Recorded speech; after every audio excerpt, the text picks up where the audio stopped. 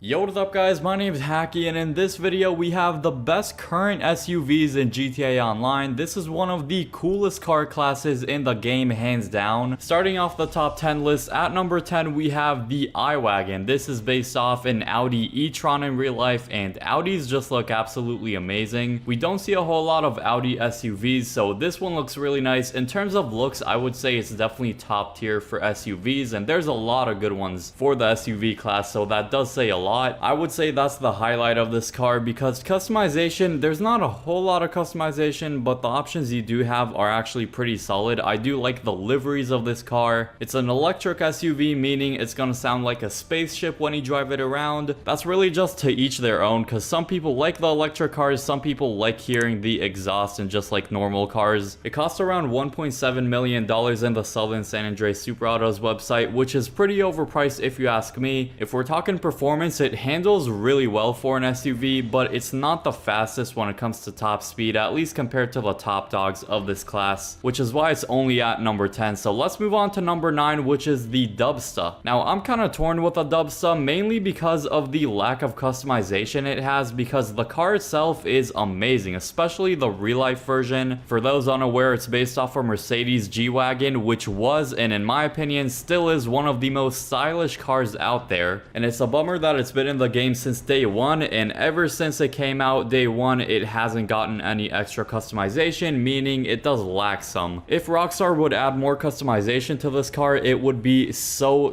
much better and a lot higher on this list as well. Saying that though, you can still make it look really nice. I mean, it is still based off a G-Wagon and it looks amazing just the way it is. What I'm saying is you don't need a whole lot of customization to make the car look good, but more customization would definitely have been really nice for this car. It's not the fastest, it doesn't have the greatest acceleration, but I still have fun cruising around in free roam with it. And compared to the iWagon, it is extremely affordable, because one, you can find it in the street and then just go and upgrade it and put insurance on it. And if I'm not mistaken, you cannot just go and buy it on a website, but finding it in the street shouldn't be too hard. So overall, a very good car that's technically free, you can say. Really, you only have to spend money on the customization with this thing. Next one is the Baller. Now, there's so many different versions of this car. There's the Baller LE, the Baller ST. I think there's like the Armored Baller or something like that. I guess I'll just include all of those in one. Now, technically, you could just find the regular version of the Baller and just get it off the street for free, but if you're looking for the most expensive version, that is the Baller ST for about 900k on the Legendary Motorsport website. Now, all of the versions look pretty much the same, so when it comes to looks, I really like it. The Ballers are based off Range Rovers in real life, which are amazing looking SUVs. The Baller ST does have a lot of customization and it is pretty freaking fast. It's definitely in the more faster SUVs in the game, but it does struggle to turn sometimes. If you try to turn too fast with it, you might end up spinning out. So before turning, I would definitely recommend to slow down with this thing. Next up is the Huntley S. This thing looks very nice, especially from the front of it. I think the headlights are one of the coolest looking headlights. It's like a dotted ring, I would say, and it looks very nice, especially during nighttime. My two favorite things about it are, one, the headlights, and two, the sound of it. The engine sound is actually very good on this thing. If you like a vehicle with a very good oomph to it, this engine sound is actually pretty loud and in a good way. You cannot say that about a lot of SUVs in the game, so a good engine sound is definitely a plus. One thing I could recommend is don't buy this car for the performance of it, because besides some okay top speed, it's not great when it comes to acceleration and stuff. It's a bit stiff when turning and stuff, so handling isn't the greatest either. For a price of under 200,000 though, it is definitely worth it to get. You get a pretty luxurious looking SUV, and especially for car meets, this thing could look very nice. Next is the Granger 3600 LX. I know, kind of a long name there. It's a pretty long SUV, although I think it's still a 4-seater, but if it was more realistic, I think a real-life version of this car could easily fit like a driver and maybe like 7 passengers. Now, the performance is not bad, but it's definitely not the highlight of this vehicle, just because this vehicle is a Monitech upgradable, meaning you can put a special upgrade on it like the missile lock-on jammer, which then no weaponized vehicle can lock onto you whatsoever, so that's a big protection upgrade. I'm glad I could include an option that's a bit more protective and safe to drive in than your ordinary SUV. On top of the Monitech upgrades, you can also slap on a machine gun on the the front of it, which is not going to be extremely powerful, but I guess it's nice to have. It is not going to be powerful like, let's say, the machine gun on top of the weaponized Ignis, just because that one is a tank, as I said in other videos, but a machine gun is always nice, so you can also classify this as a weaponized SUV too. And on top of the Amani tech and the machine gun, you can also put an extra armor upgrade on it, so it can withstand a couple rockets as well, which is super nice. It's safe to say that this is a very good vehicle to drive around safely in. The Granger has a buy it now price of about 1.4 million, just under that, and then a trade price of about $1 million.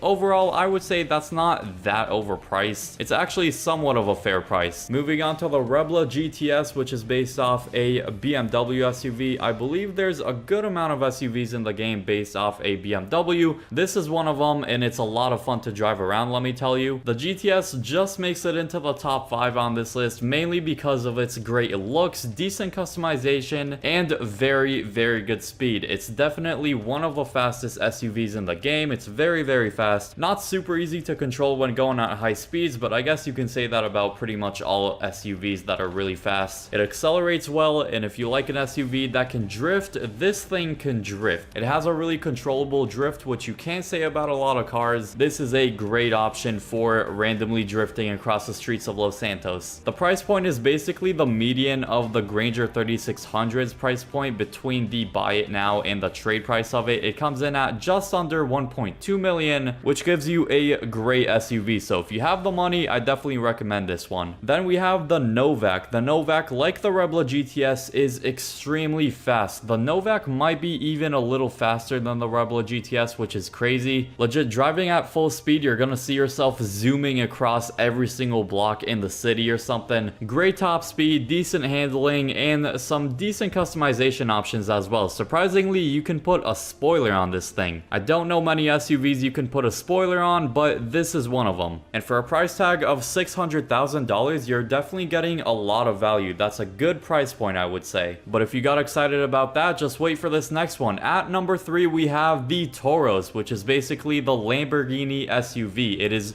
hands down the cleanest looking SUV. I guess it comes down to taste at the end of the day, but for me, this is the coolest and cleanest SUV in the game. It looks so freaking cool, and its performance backs that as well. It is extremely fast. The Toros is a little bit faster than the Novak. It might be one of the fastest, if not the fastest SUV in the game. It's actually crazy how fast it is. When you get near top speed with this thing, it becomes pretty freaking hard to control it, so it's safe to say you're gonna go flying somewhere. I saw the real life version, the Lamborghini Urus, in real life, and it is stunning in real life. I was actually shocked. And you probably waited patiently for this price point. It comes in at just under 500,000 bucks. That is definitely a bang for your buck right there. You're getting a lot of value for the money, so highly recommend this one. Then at number 2, we have a very luxurious looking SUV, and it looks absolutely amazing. Of course, we have the Jubilee. It's based off a Rolls Royce, so of course it's gonna look really high-end like that. And like the Granger we talked about before, this is also Amani tech upgradable, which is extremely useful. You can put the missile lock-on jammer, the extra armor upgrades. It's very safe to drive in from weaponized vehicles with homing missiles. If we compare the Jubilee with the Granger 3600, the Jubilee just performs much better. It's a lot faster than the Granger, it's got solid handling, and the acceleration is not bad either. This is a very good SUV, and you can get it for about $1.6 million